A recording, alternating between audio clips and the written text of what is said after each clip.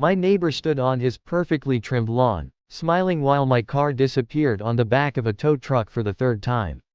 Then he waved at me. Actually waved. Like ruining my life was some kind of game to him. 3 months later, that same man was screaming in front of the entire neighborhood while city inspectors ripped apart the property he spent 20 years obsessing over. And the craziest part, I never broke a single law.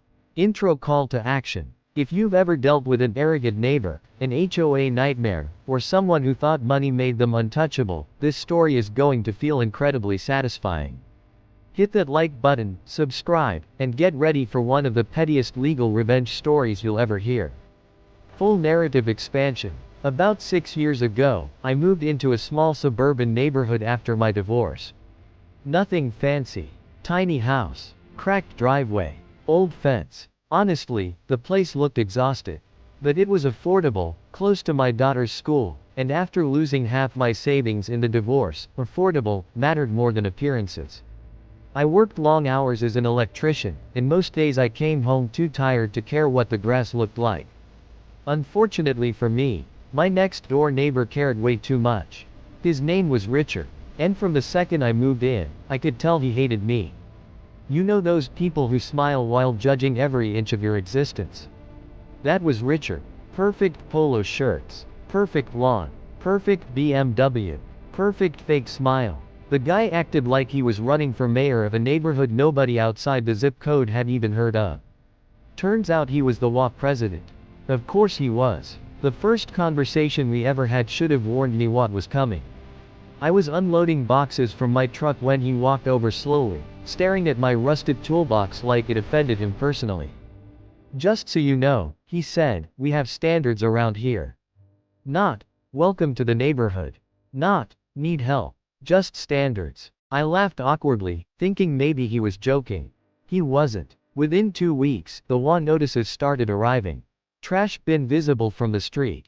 Grass half an inch too long. Work truck parked overnight. Mailbox paint, fading. Every single violation came with fines.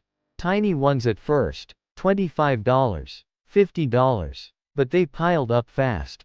And every time I saw Richard afterward, he had this smug little expression like he was enjoying every second of it. Then things escalated. One Friday night I came home exhausted after a 14-hour shift restoring power lines during a storm. I parked my work truck outside my house, showered, ate leftovers, and passed out. At 6 a.m., I woke up to an empty curb. My truck was gone. For about 10 horrifying seconds, I thought it had been stolen. Then I noticed the bright orange sticker on the sidewalk. Towed due to HOA violation. My stomach dropped. Getting the truck back cost almost $400. $400 I absolutely did not have.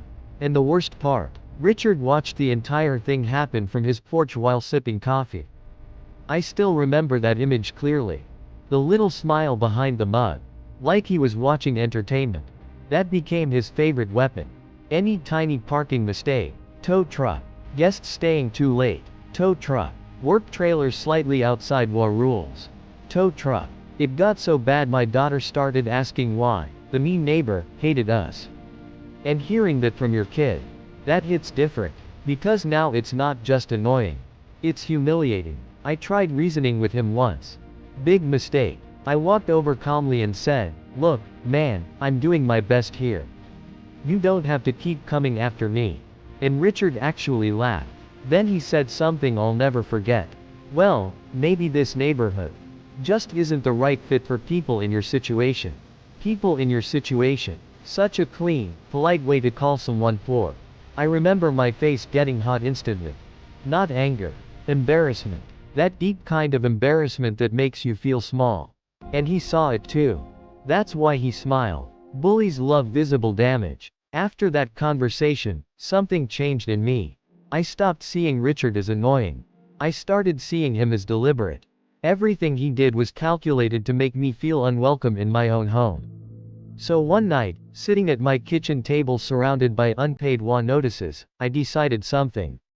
If Richard wanted to weaponize rules, then rules were exactly what I'd use back. See, most HOA tyrants assume nobody reads regulations as carefully as they do. Unfortunately for Richard, I'm stubborn. And electricians spend their lives buried in technical codes. So for the next month, I researched city permits, county zoning regulations, environmental codes, property ordinances. And slowly, I realized something beautiful. Richard's property violated a lot of them. His giant custom gazebo, built too close to the property line. His irrigation system, leaking water into protected drainage areas. His award-winning lawn, using restricted fertilizer banned by county runoff regulations. And the crown jewel, that gorgeous decorative stone wall he bragged about constantly. Completely unpermitted. Now here's the important part. I didn't invent anything. I didn't lie. I didn't damage property. I simply documented reality. Photos, dates, measurements, public records, everything. Then I submitted anonymous reports to the city. And waited. About 3 weeks later, I came home from work and nearly burst out laughing. 3 city vehicles sat outside Richard's house. Inspectors everywhere. Richard stood in the driveway red-faced and furious, waving paperwork around while arguing with a woman holding a clipboard.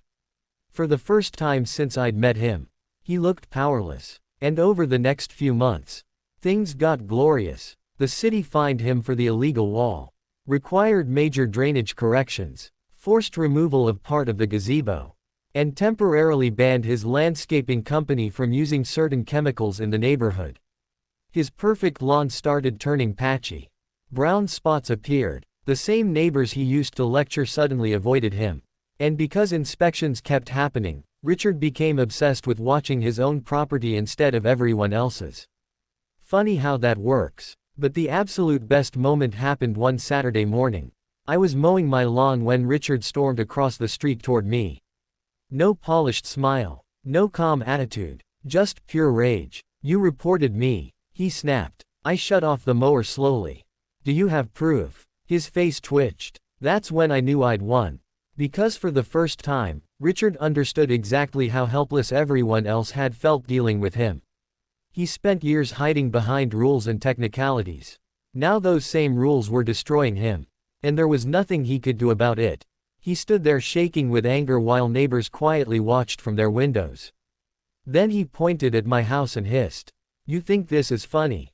And honestly, I did. But I just shrugged. Then I said the single most satisfying sentence of my adult life. "Well, we have standards around here." The look on his face. Priceless. Absolutely priceless. He turned around and walked away without another word. After that, the WA notices mysteriously stopped. No more towing. No more harassment. No more fake smiles. 6 months later, Richard resigned as WA president. Apparently, stress reasons. Sure. And eventually, he moved away entirely. The neighborhood became noticeably happier after he left. People actually talked outside again. Kids played in driveways. Nobody panicked over parking mistakes. It was like the entire street could finally breathe.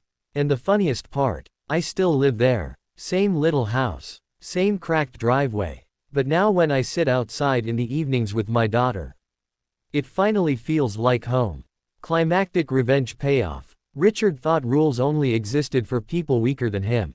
That was his mistake. Because the moment those same rules turned around and targeted him, his perfect little world started collapsing piece by piece. No yelling. No violence. No vandalism. Just consequences. Carefully documented consequences. And somehow that made the revenge even sweeter. Reflective wrap-up. Some people mistake kindness for weakness. They think if you stay patient, stay respectful, stay quiet, you'll stay powerless forever. But sometimes the most devastating revenge isn't destruction. It's simply forcing someone to live under the exact standards they created for everybody else.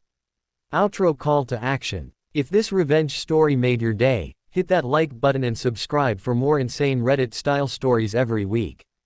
And tell us in the comments, have you ever had a nightmare neighbor or WA horror story? Because honestly, some of those stories are even crazier than this one.